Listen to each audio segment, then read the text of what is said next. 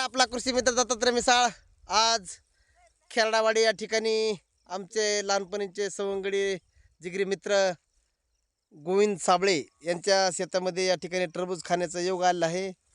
बघू शकता हे गोविंद साबळे आमचे टरबूजाचे मालक आहेत. गणेशरावजी डाके, अनिलजी भिसे, आमचे मेहुणे सर्व या ठिकाणी. आता पहिला माल गेलेला आहे आणि हा थोडा आता पाठीमागचा माल राहिलेला आहे. आणि या ठिकाणी जर शेतकऱ्यांचं कसं माहिती का, कुठल्याही प्रकारे कुठंही काही झालं तर शेतकऱ्यालाच याचं नुकसान होत आहे. म्हणून या ठिकाणी युद्धाचा परिणाम या टरबूजावर झालेला आहे. आज 10 रुपये 15 रुपये किलोचं टरबूज आज 6 रुपये 7 रुपये 8 रुपयाने देण्यात आलेलं आहे.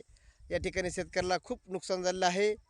आणि माझी एवढीच विनंती आहे सरकारला की बाबा शेतकऱ्यांसाठी कुठंतरी एक ठोस भाव आणि त्याला मार्केट उपलब्ध करून द्यावा, एवढीच विनंती आहे.